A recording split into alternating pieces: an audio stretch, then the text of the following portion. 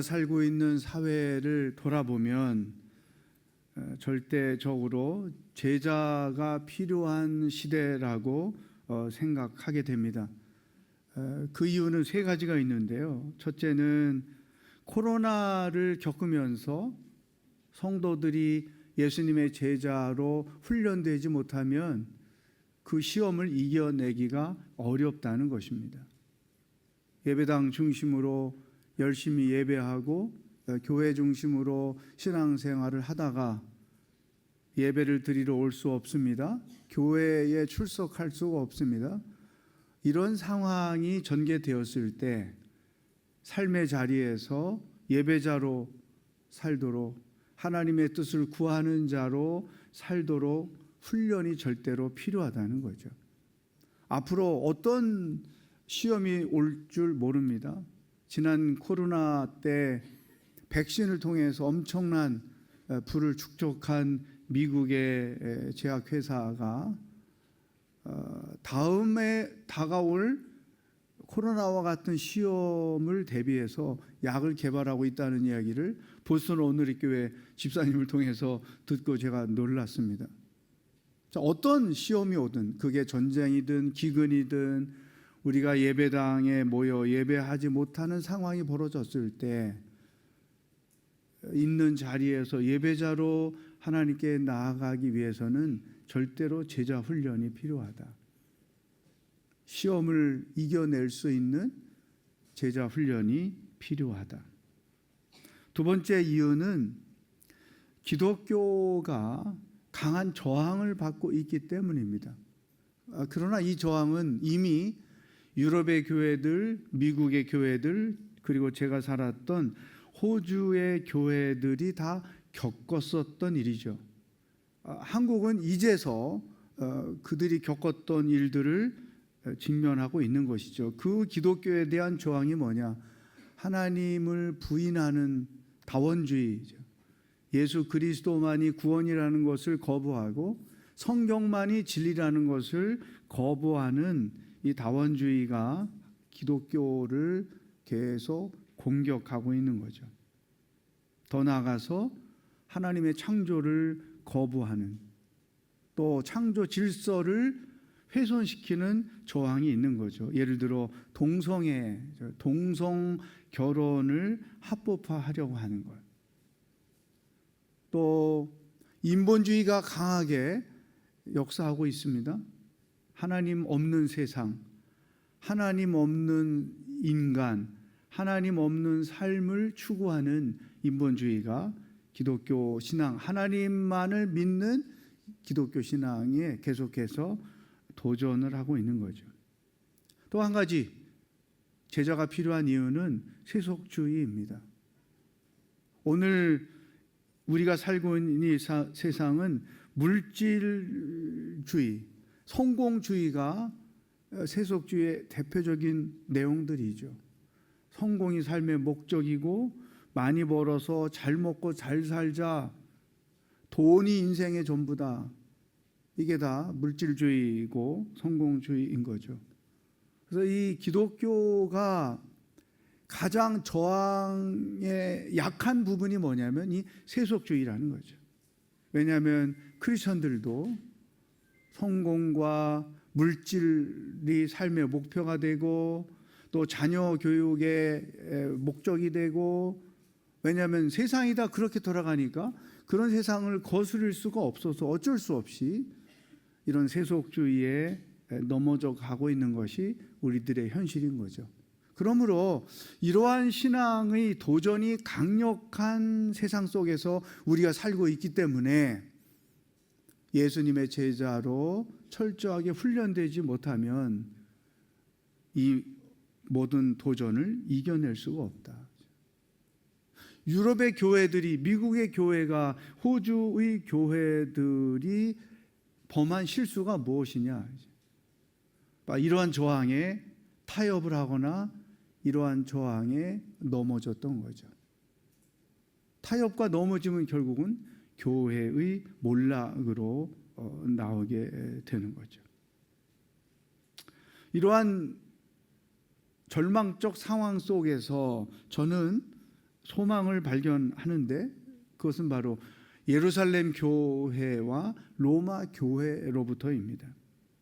예루살렘 교회나 로마 교회는 예수님을 믿는다는 이유 때문에 오직 예수, 오직 성경, 오직 하나님 신앙을 가졌다는 이유 때문에 조롱을 받았고 업심여김을 받았고 핍박도 받았고 신앙이 곧 죽음이 되는 그 엄청난 상황들이 전개되었습니다. 어쩌면 우리가 직면하고 있는 이와 같은 상황보다 훨씬 더 강도가 높은 도전을 그들이 받고 있었던 거죠. 그런데 주목할 것은 성경에 이런 말씀들이 기록되어 있습니다. 구원받는 자의 수가 날마다 더해지더라. 제자의 수가 날마다 더해지더라.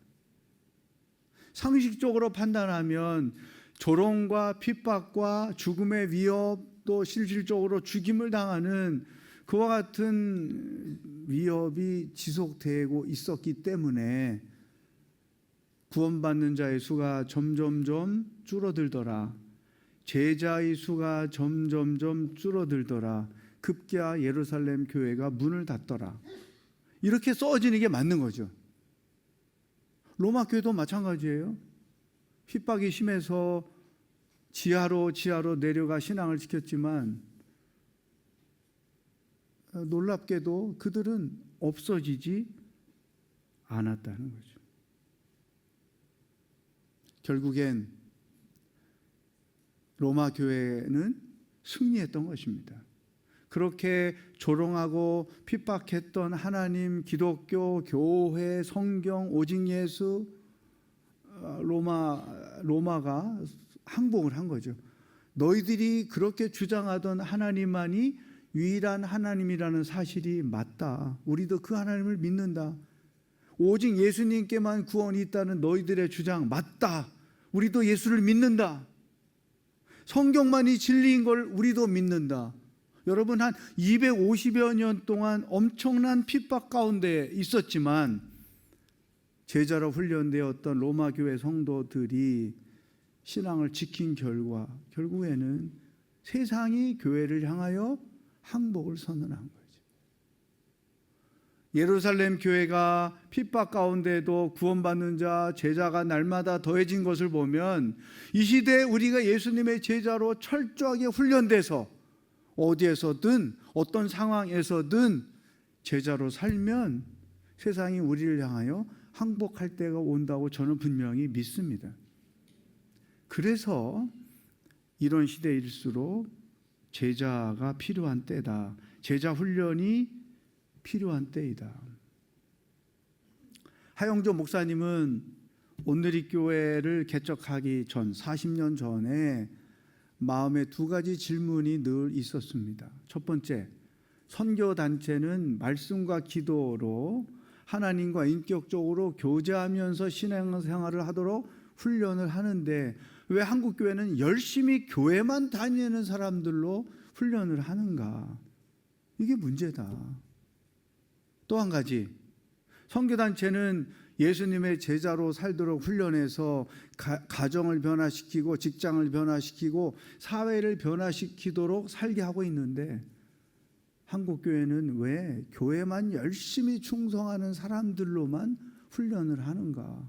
그러면 우리 사회는 누가 변화시키고 직장은 누가 변화시키고 가정은 누가 변화시킬 것이냐? 그래서 온누리교회가 40년 전 개척될 때부터 하나님과 말씀과 기도로 인격적으로 교제하며 사는 신앙인이 되게 하기 위하여 큐티가 중심이었고 가정과 직장과 세상을 변화시킬 예수님의 제자로 훈련시키기 위하여 1:1 제자의 양육이 시작이 된 것입니다. 저는 1:1 제자 양육을 담당한 목사로서 40년을 앞두고 하나님은 이 1:1 제자 훈련을 통해 어떤 일을 하셨을까? 그게 굉장히 궁금했어요. 그리고 그것들을 글로 문서로 남겼으면 좋겠다? 그런 마음이 제 안에 있었죠. 그래서 수백 통의 동반자 과정을 마친 분들의 간증문을 읽고 그들에게 어떤 영적 성장이 이루어졌으며 또 어떤 치유와 회복이 있게 되었는가, 또 1대1과 큐티는 왜 같이 가야 하는가, 하나님은 큐티를 통해 1대1을 통해 어떤 일을 각 사람과 각 교회에 하셨는가, 그것들을 계속 분석해서 지지난주에 책으로 나왔습니다. 그 제목이 뭐냐? 제자로 살고 있습니까? 또 40년 사용하던 1대1 제자 양육 교재를 40년을 맞이하면서 새롭게 만들 필요가 있다는 인식을 개인도 했고 또 많은 질문도 받았고, 그래서 새롭게 1대1 제자 양육 교재를 만들어 출판하게 된 거죠. 이제부터는 모든 1대1 양육은 새로 나온 교재를 가지고 진행을 하게 됩니다. 기존에 하던 분들은 구교재를 가지고 마무리하시고 동반자 과정이나 양육자 과정이 새로 시작될 때는 새 교재를 가지고 여러분들이 해야 합니다. 자, 우리 오늘의 교회가 DNA로서 교회가 개척될 때부터 40년 동안 1대1 제자 양육을 교회의 아주 중요한 훈련 과정으로 삼은 이유, 제자가 필요하기 때문이죠. 저는 하영조 목사님이 40년 전, 40년 후에 한국 교회가 직면할 시대적 도전과 상황을 미리 예측하시고 성령께서 목사님을 통해서 1대1 제자 훈련을 시작하셨다고 확신을 하게 되었습니다. 이 시점에서 이제 우리가 한 가지 질문에 직면을 해야 됩니다. 그것은 무엇일까? 나는 제자로 살고 있는가? 처음 오늘 이렇게 왔을 때는 질문이 달랐죠. 나는 예수님의 제자인가? 그러나 세월이 흘러가면서 질문이 달라지는 거죠. 나는 예수님의 제자로 살고 있는가? 한번 제 질문을 따라 합시다. 나는 제자로 살고 있는가? 그렇다면 어떻게 사는 게 제자인가? 4가지 체크리스트를 여러분께 소개해 드리려고 합니다. 그 첫 번째, 제자란 삶의 우선순위가 예수님께 있는 사람입니다. 따라하겠습니다. 제자란 삶의 우선순위가 예수님께 있습니다. 아멘. 누가복음 14장 26절 33절을 연이어서 함께 읽어보겠습니다. 시작. 누구든지 내게 오면서 자기 부모와 아내와 자식과 형제 혹은 자매와 자기 생명일지라도 나보다 더 사랑하면 내 제자가 될 수 없다. 이와 같이 너희 가운데 누구든지 자기 소유를 다 포기하지 않으면 내 제자가 될 수 없다. 여기 보면 예수님이 자기 가족보다도 나를 더 사랑해야 한다. 그게 제자다. 너의 모든 소유보다도 나를 더 소중하게 여겨야 한다. 이게 제자의 삶이다. 예수께서 이렇게 말씀하신 것은 진짜 이단들처럼 가정을 버리고 소유를 다 이단 집단에 갖다 주고 홀로 빈손으로 인생을 살아라, 그런 의미가 절대로 아니라는 거죠. 가정도 사랑하고 가족도 사랑하고 자녀도 사랑해야 합니다. 돈도 필요합니다. 그러나 제자는 삶의 우선순위가 예수님께 있는 사람이다. 자, 여러분의 삶의 우선순위는 누구에게 있습니까? 삶의 우선순위가 어디에 있습니까? 일, 돈, 성공, 편안한 삶, 안락한 삶, 큰 집, 많은 소유, 자녀, 취미생활, 여러분을 있게 하는 그것, 어떤 모습으로든 나를 있게 하는 그것이 내 삶의 우선순위예요. 그렇다면 오늘 나를 있게 한 그것은 무엇인가? 예수 그리스도냐 아니면 다른 것이냐? 큐티도 하고 1대1 양육도 받기도 하고 하기도 하고, 그렇다면 나는 정말 예수님의 제자로서 삶의 우선순위를 그분께 두고 살고 있는가? 이 질문 앞에 자기 삶을 점검할 필요가 있습니다. 이것은 억지로 되는 일이 아니죠. 예수님을 믿고 구원을 얻으면 우리 안에 하나님의 은혜와 사랑을 깊이 경험하게 됩니다. 그 하나님의 은혜와 사랑을 깊이 경험하게 되면 자연스럽게 삶의 이유와 목적, 내 삶의 최고의 가치가 예수님께 정해지게 돼 있어요. 왜? 그분의 은혜와 사랑이 너무나 크기 때문이죠. 예수님보다 더 귀한 것이 내 삶에 없어지는 거죠. 그러므로 자연스럽게 삶의 중심이 예수 그리스도로 세워지는 거죠. 그리고 그분과의 관계를 소중하게 여깁니다. 그분을 위하여 무엇인가 섬기는 일을 기쁨으로 여깁니다. 내가 그분 안에서 산다는 것이 얼마나 큰 기쁨인지를 고백하면서 살게 되는 거죠. 그래서 무엇이든지 Jesus first, 나는 second, 예수님 중심으로 인생을 살게 되는 거죠. 다시 한번 질문합니다. 나의 삶의 우선순위는 예수님께 있는가?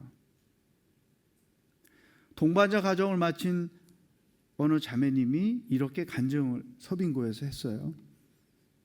1:1 양육을 통해서 예수님을 영접하고 예수님께 내 삶의 우선순위가 정해지기 전까지 나는 목적도 없었고 방향도 없었습니다. 그리고 삶의 이유도 없었습니다. 마지못해 살았습니다.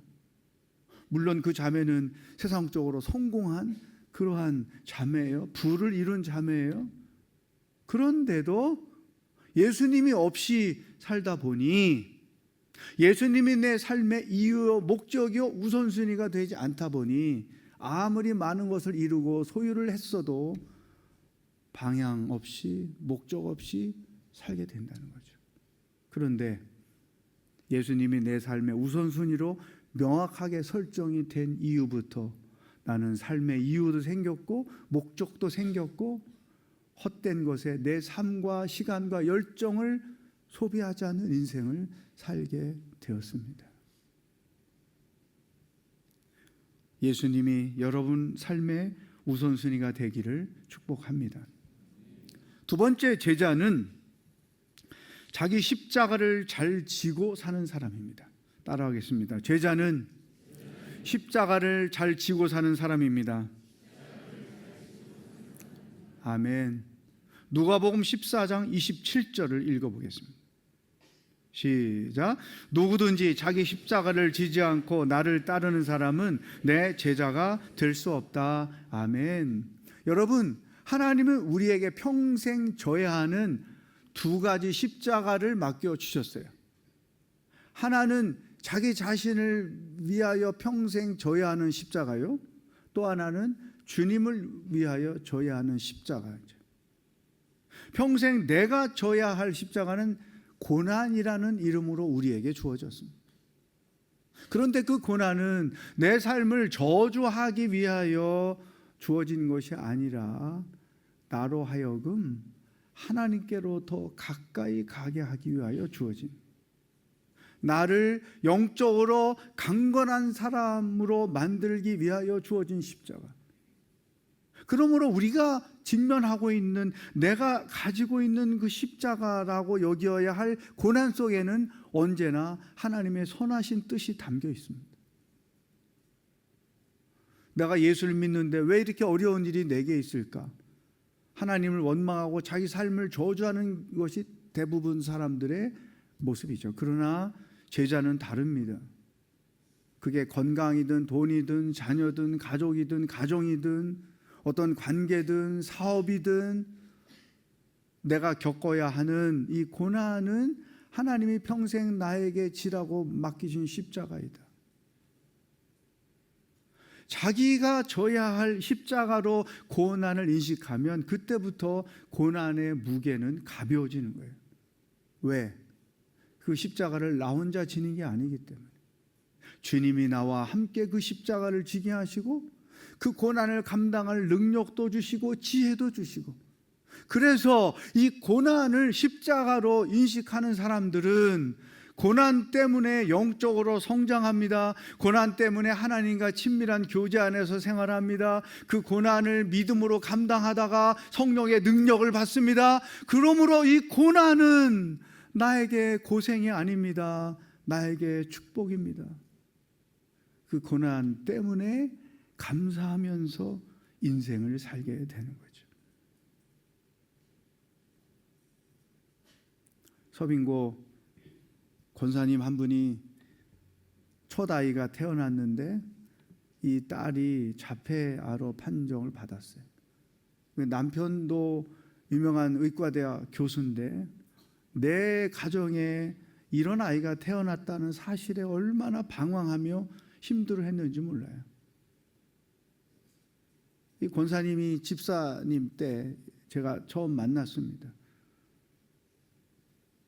그런데 놀랍게도 그 딸이 지금은 화가로 활동하고 있고 또 사랑챔버에서 열심히 바이올리니스트로 섬기고 있어요.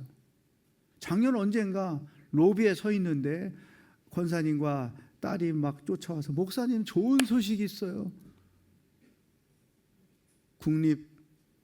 국립미술관에서 그 따님의 그림을 사 갔다는 거죠. 어떤 그림인데 국립미술관에서 너의 그림을 다 사니? 나 좀 보여줘봐 하고 사진으로 보여주는데 정말 큰 사이즈의 유화인데 너무 잘 그린 거예요. 그러니까 샀겠죠. 연구 보존하겠죠. 때를 따라 주제에 맞춰서 전시회도 열겠죠. 어떻게 이런 상황이 당신의 가정에 일어났나요?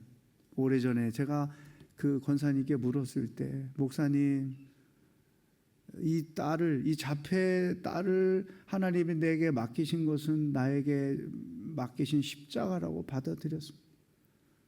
나 혼자 감당할 수 없으니 하나님 나에게 지혜를 주시고 도움을 주시고 능력을 주십시오. 그 딸로 인하여 평생 하나님을 의지하며 그 딸을 통해 하나님 하시는 역사를 체험하고 그것으로 인하여 감사하고 하나님께 찬양하고 그분의 고백입니다. 우리 딸은 나에게 축복의 자식이었습니다. 여러분, 감당해야 할 고난이 있다면 고난으로만 인식하지 마십시오. 하나님이 내게 맡기신 십자가로 인식하기를 축복합니다. 그것이 제자의 삶인 것입니다.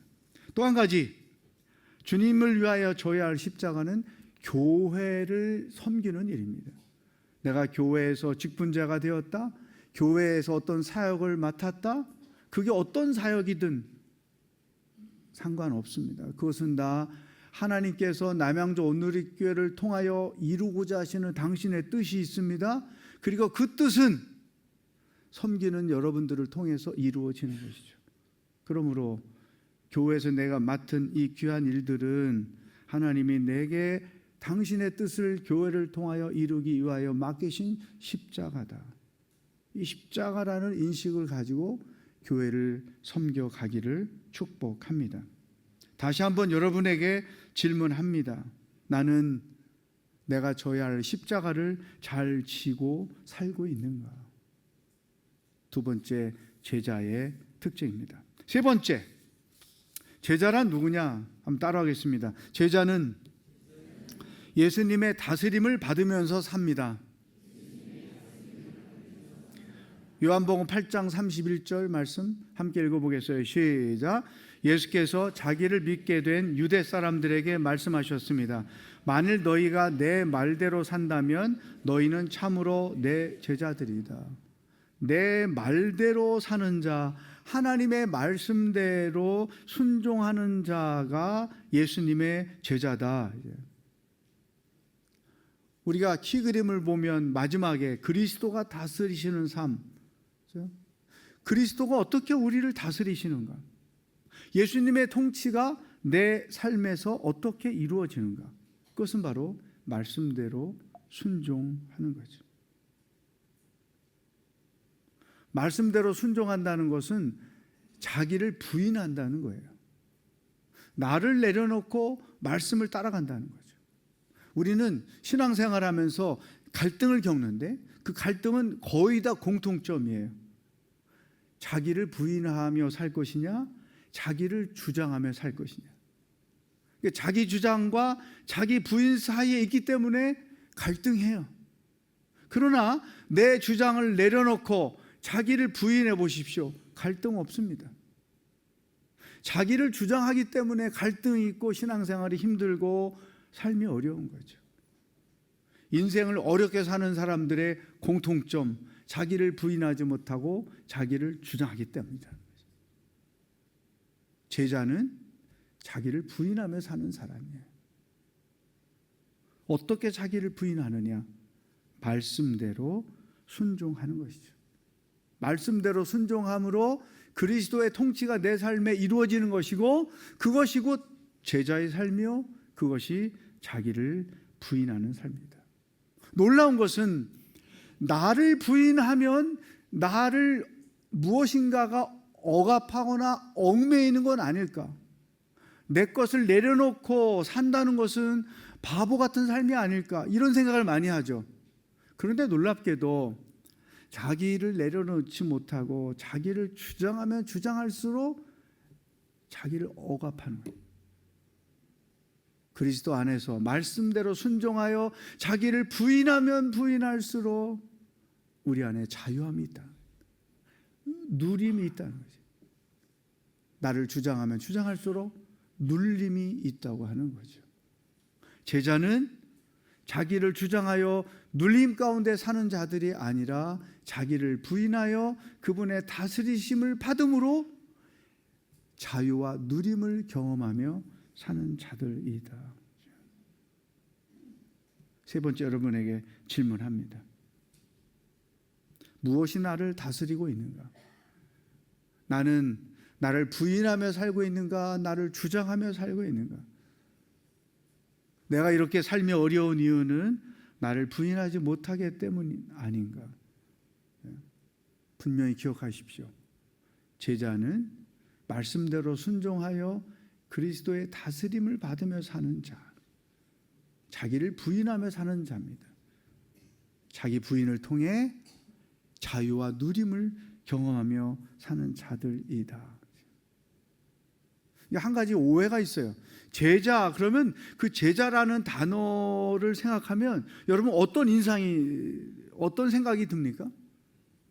할 것도 못하고 뭔가에 이렇게 얽매이고 뭔가 예수님께 발목 잡혀서 마음대로 뛰지도 못하고 이런 굉장히 네거티브한 이미지를 제자로 생각을 하죠. 그러나 절대 아닙니다. 나를 부인하면 할수록 자유함이 있고 나를 내가 말씀대로 순종하면 순종할수록 내 삶이 복이 되고 내 삶에 은혜가 있고 내 삶에 성령의 역사가 있다는 거예요. 제자에 대한 오해하지 마십시오. 제자는 말씀대로 순종하여 주님의 다스림을 받으며 사는 자다. 나는 무엇에 다스림을 받으며 인생을 살고 있는가? 마지막 네 번째, 따라하겠습니다. 제자는 서로 사랑에 성숙한 사람입니다. 아멘. 요한복음 13장 34절 35절을 읽어보겠어요. 시작. 내가 너희에게 새 계명을 준다. 서로 사랑하라. 내가 너희를 사랑할 것 같이 너희도 서로 사랑하라. 너희가 서로 사랑함이 이로써 모든 사람들이 너희가 내 제자임을 알게 될 것이다. 제자 훈련의 가장 궁극적인 목적은 서로 사랑을 잘 하는 사람이 되는 거예요. 기독교 영성의 최고의 가치는 서로 사랑을 잘 하는 데 있다. 성경을 아무리 수십 독을 했어도 100독을 했어도 서로 사랑하는 일을 못한다면 의미가 없는 거죠. 금식을 밥 먹듯이 하듯 40일 금식을 수십 번 한다 할지라도 서로 사랑하는 일이 서툴다면 그것은 참 제자가 아닌 거죠. 고린도전서 13장 1절 이하에 보면 사도 바울은 아주 명확하게 설명합니다. 사랑이 없으면 아무것도 아니다. 산을 옮길 만한 믿음이 있어도 자기 것을 다 내어서 누군가에게 선물을 준다 해도, 믿음이 좋다고 하는 방언을 한다 해도 사랑이 없으면 nothing, 아무것도 아니다.